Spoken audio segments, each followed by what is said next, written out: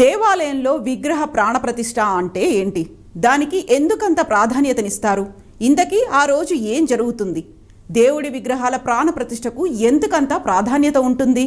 ఆ రోజు ఏం చేస్తారో తెలుసుకుందాం.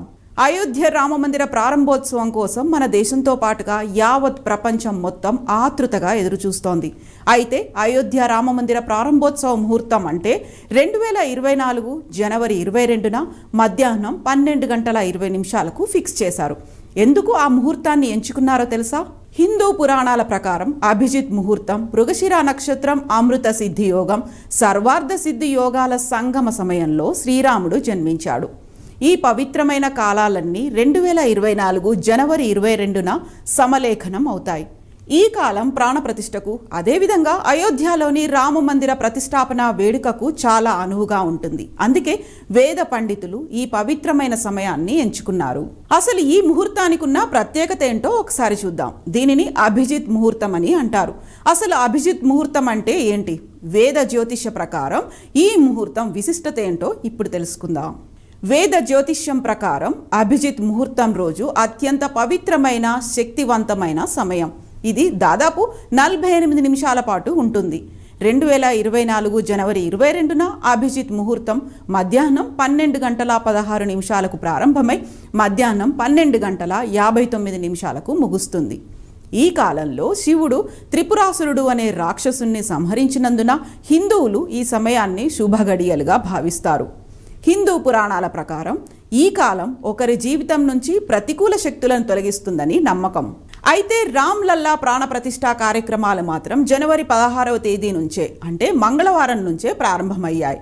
మధ్యాహ్నం 12:30 నుంచి మధ్యాహ్నం 1 గంట వరకు బాలరాముడి ప్రాణప్రతిష్ఠా కార్యక్రమం ఉంటుంది. జనవరి 21, 22 తేదీలలో భక్తులను ఆలయంలోకి అనుమతించరు. జనవరి 23వ తేదీన ఆలయంను తెరుస్తారు. అయోధ్యలో రామ్ లల్లా ప్రాణప్రతిష్ఠా కార్యక్రమాలు ప్రారంభమైన నాటి నుంచి 22వ తేదీ ఉదయం వరకు, అంటే దాదాపు వారం రోజుల పాటు జరిగే ప్రత్యేక పూజా కార్యక్రమాలేంటో తెలుసుకుందాం.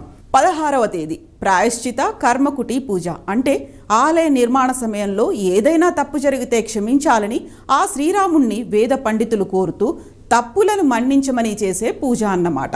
దీని అనంతరం అయోధ్య బాలరాముని విగ్రహానికి ప్రతిష్టాపన ప్రారంభిస్తారు. ఇందులో భాగంగా బ్రాహ్మణులు ఒక ప్రత్యేకమైన దీక్ష తీసుకుంటారు.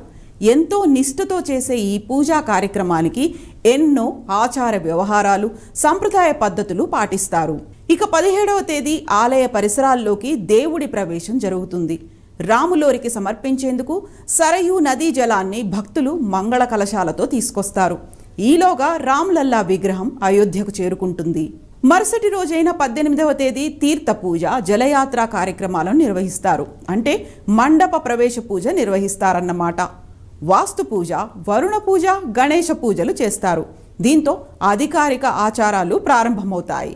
ఇక 19వ తేదీన ధాన్య దివస్ కార్యక్రమాన్ని ప్రారంభిస్తారు. అంటే ఆలయ ప్రాంగణంలో అగ్నిని వెలిగిస్తారు. ఆ తర్వాత నవగ్రహ యజ్ఞగుండాన్ని కూడా ఏర్పాటు చేస్తారు. ఆ మరుసటి రోజు అంటే 20వ తేదీన ఫల దివస్ కార్యక్రమాన్ని నిర్వహిస్తారు. ఫల దివస్ అంటే రామ జన్మభూమి ఆలయ గర్భగుడిని సరయూ నది నుంచి తెచ్చిన నీటితో శుభ్రం చేస్తారు.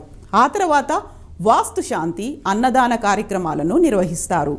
ఇక 21వ తేదీన పుష్పా దివస్ కార్యక్రమాన్ని నిర్వహిస్తారు. అంటే ఆలయ ప్రాంగణంలో యజ్ఞం చేసిన తర్వాత ప్రత్యేక పూజలతో రామ్ లల్లా విగ్రహానికి 125 కలశాలతో స్నానోత్సవం, అభిషేకం నిర్వహిస్తారు.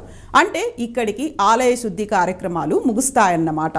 ఇక మిగిలింది ప్రాణప్రతిష్ఠా కార్యక్రమం. దీనిని జనవరి 22, 2024న అత్యంత వైభవంగా ప్రాణప్రతిష్ఠా కార్యక్రమంతో పాటు అయోధ్య రామమందిర ప్రారంభోత్సవ కార్యక్రమం జరుగుతుంది. మధ్యాహ్నం 12:30 నుంచి మధ్యాహ్నం 1 గంట వరకు బాలరాముడి ప్రాణప్రతిష్ఠా కార్యక్రమం జరుగుతుంది. ప్రాణప్రతిష్ఠ జరిగే సమయంలో ఆలయంలోకి ఎవరినీ అనుమతించరు. అంటే జనవరి 21, 22 తేదీలలో భక్తులను ఆలయంలోకి అనుమతించరు. మరుసటి రోజు అంటే జనవరి 23వ తేదీన ఆలయం తిరిగి తెరుచుకుంటుంది. ఇక ఈ ఈవెంట్కు హాజరయ్యేందుకు దేశ విదేశాల నుంచి ఎంతో మంది ప్రముఖులు రానున్నారు. ఇప్పటికే 100కి పైగా చార్టెడ్ విమానాల్లో అతిథులు అయోధ్యకు చేరుకుంటున్నారు. ప్రాణప్రతిష్ఠ కార్యక్రమం కోసం 150 దేశాల నుంచి భక్తులు హాజరయ్యేందుకు అవకాశం ఉండడంతో ఇప్పటికే ఉత్తరప్రదేశ్ ప్రభుత్వం ఏర్పాట్లు పూర్తి చేసింది. అయితే ఆదివాస్ ప్రోటోకాల్స్ ఆచార్యులు సాధారణంగా ప్రాణప్రతిష్ఠ వేడుకలలో 7 ఆదివాసీలు ఉంటారు. దీంతో పాటుగా కనీసం 3 ఆదివాసాలు ఆచరణలో ఉంటాయి. 121 మంది ఆచార్యులు కర్మకాండలు నిర్వహిస్తారు. శ్రీ గణేశ్వర శాస్త్రి ద్రవిడ్జీ అనుష్ఠానం అన్ని కార్యక్రమాలను పర్యవేక్షిస్తూ యాంకరింగ్ కూడా చేస్తారు. ఇక విశిష్ట అతిథులుగా దేశ ప్రధానమంత్రి నరేంద్ర మోదీ, రాష్ట్రీయ స్వయం సేవక్ సంఘ్ పూజనీయ సర్ సంఘ చాలక్ మోహన్ భాగవత్జీ, ఉత్తరప్రదేశ్ గవర్నర్ ఆనందీబెన్ పటేల్, యూపీ ముఖ్యమంత్రి యోగి ఆదిత్యనాథ్, ఇతర గౌరవనీయుల సమక్షంలో ప్రాణప్రతిష్ఠ నిర్వహించబడుతుంది. ఇక్కడ ఇంకొక విశేషం ఏంటంటే భారతీయ ఆధ్యాత్మికత గొప్ప వైవిధ్యానికి ప్రాతినిధ్యం వహిస్తున్న ఈ కార్యక్రమంలో వివిధ పాఠశాలలు, సంప్రదాయాలు, విభాగాలకు చెందిన ఆచార్యులు, 50 కంటే ఎక్కువ ఆదివాసీ, గిరివాసి, తతవాసి, ద్వీపవాసి, గిరిజన సంప్రదాయాలకు చెందిన వ్యక్తులతో పాటు ఆతిథ్యం ఇస్తారు. చారిత్రాత్మక తరుణంలో కొండలు, అడవులు, తీర ప్రాంతాలు, ద్వీపాల నుంచి గిరిజన సంఘాలు ప్రాతినిధ్యం వహిస్తాయని, ఇది ఇటీవలి దేశ చరిత్రలో ఒక ప్రత్యేకమైన చేరికను సూచిస్తుందని ట్రస్ట్ తెలిపింది. ఇక అయోధ్య రామయ్య పాదాల చెంత 108 అడుగుల భారీ అగరబత్తిని వెలిగించారు. రామయ్యకు తమ గ్రామం నుంచి ఏదైనా కానుక ఇవ్వాలని భావించిన గుజరాత్లోని వడోదర తర్సాలి గ్రామం ఈ 108 అడుగుల అగరబత్తిని తయారు చేసింది. ఈ భారీ అగరబత్తి కారణంగా రాముడికి రోజు ధూపం వేయాల్సిన పని కూడా తప్పుతుందని గ్రామస్తులు అంటున్నారు. విహాభాయ్ అనే రైతు ఈ అగరబత్తిని తయారు చేశారు.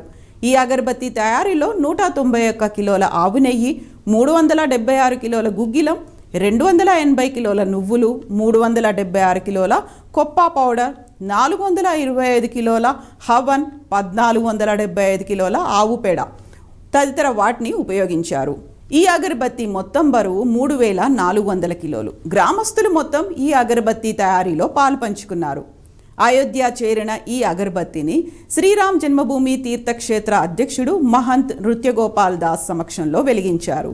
ఇక రామ జన్మభూమి అయిన పవిత్ర అయోధ్య నగరంలో నిర్మించిన రామ మందిరంలో మరో అద్భుతం ఏంటంటే ఆలయంలో బంగారు తలుపులు ఏర్పాటు చేయడం. అంటే అవి 1, 2 కాదు, ఏకంగా 46 బంగారు తలుపులను ఏర్పాటు చేశారు.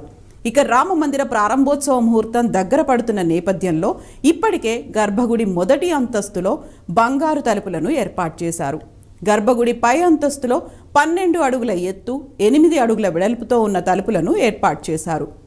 రామాలయంలో మొత్తం 46 తలుపులు ఏర్పాటు చేయగా వాటిలో 42 ద్వారాలకు బంగారు పూత పూయనున్నట్లుగా యూపీ ప్రభుత్వం తెలిపింది. అంతేకాకుండా అయోధ్యకు వచ్చే అతిథులకు బహుమతులను ప్రదానం చేయనున్నారు ట్రస్ట్ నిర్వాహకులు. వచ్చే అతిథుల కోసం 2 బహుమతులను ఇవ్వనున్నారు. ఒక బాక్సులో లడ్డు ప్రసాదం ఉంటుంది. స్వచ్ఛమైన మన దేశంలో తయారైన నెయ్యితో తయారు చేసిన మోతీచూర్ లడ్డును అతిథులకు అందచేయనున్నారు. ఇక 2వ బాక్సులో అయోధ్య నేలమట్టి, సరయూ నది నీళ్లతో పాటుగా ఒక మెమంటోను కూడా ప్రదానం చేయనున్నారు. మొత్తానికి అయోధ్య రామ్లల్లా ఆలయ ప్రారంభోత్సవ కార్యక్రమాలు మొదలయ్యాయి. మనం కూడా ఈ కార్యక్రమాల్లో పాల్గొందాం, బాలరాముణ్ణి దర్శించుకుందాం.